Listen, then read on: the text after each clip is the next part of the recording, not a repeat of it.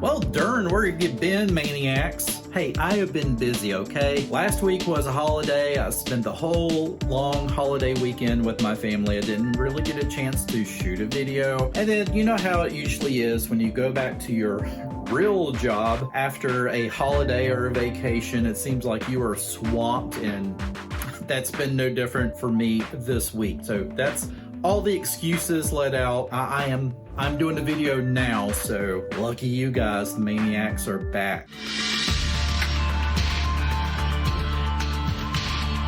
Hi, I'm Greg Sykes. Welcome to this channel.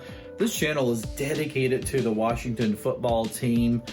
I have been a fan of this team ever since 1981. So yeah, enjoy this. I think you will enjoy this channel. Make sure you subscribe. And with that, let's get into today's video. And as we all know, there was a punishment levied by the NFL down on one Daniel Snyder.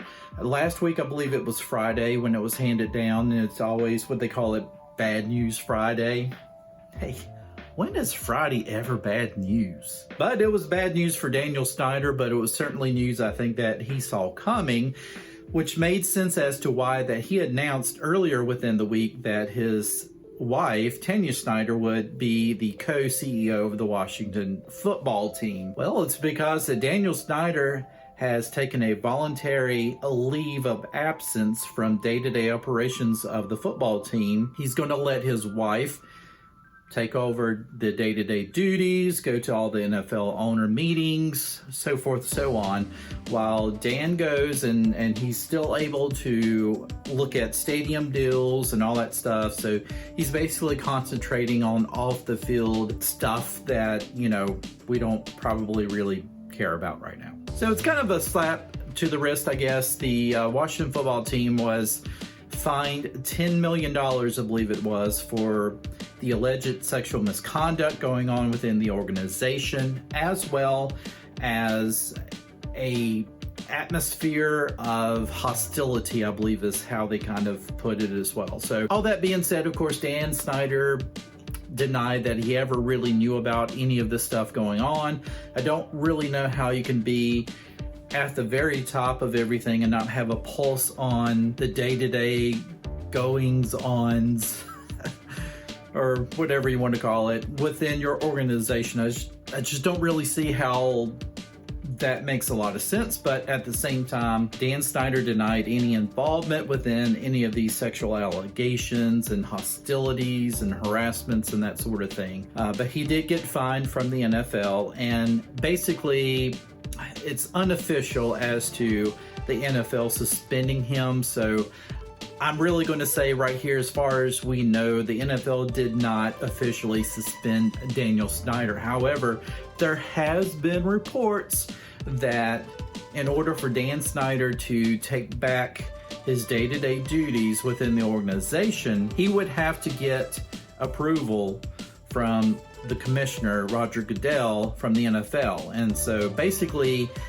it's an infinite amount of time that he could be suspended. Basically, this was a voluntary step away from day-to-day duties. Personally, you know, I believe this is an opportunity for the Washington football team to really take off and to show that they can be a very successful organization, but a very successful football team. That's what it really comes down to for us fans, right? You know, the organization could be successful on a corporate level and be making billions of dollars, you know, just literally suck on the football field. And we don't, as fans, we don't want to see that. We would rather the team, the organization, be bringing in like littlest amount of money each year, but yet win Super Bowls. I mean, honestly, are we getting paid to be fans? Hey, that's not a bad idea. I think honestly, I think a lot of us should be paid for all of the horror that we have went through within the past 20 plus years. So it all makes sense now as to why Tanya Snyder was named co-CEO, and for all intents and purposes right now, she pretty much is the CEO of the team, and she's going to be that for probably quite a while. I would say at least this whole year. Who knows what's going to happen?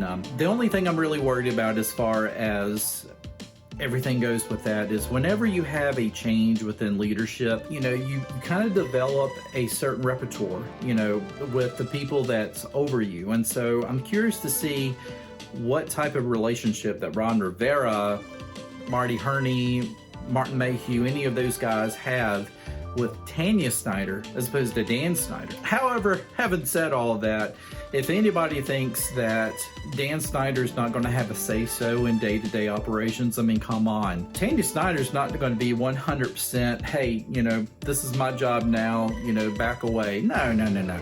Dan Snyder is still going to have some say within the organization. I think a big litmus test on all of these changes that have been made is going to come on the field, and it's going to play out as far as in this season. It doesn't matter necessarily if the Washington football team even makes the playoffs this year, but it really comes down to their quality of play on the field.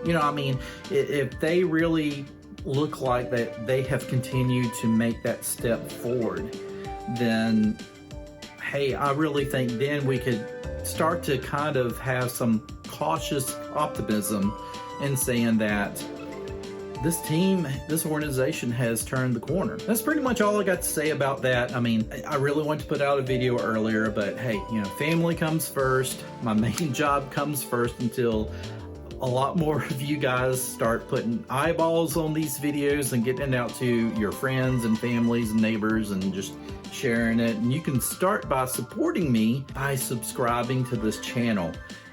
Even before you get to that point, if you don't mind, give me a like on this video. Leave me a comment. Let me know what you think. What do you think about Tanya Snyder being the CEO? And then what do you think about all these sexual allegations and just in general, do you think that this team is finally moving in another direction? And do you think that this could be the beginning of the end of actually seeing Daniel Snyder involved within this organization at all? And once that you have left a comment and you think that I'm good enough and enjoyable enough to watch, then please consider subscribing to this channel.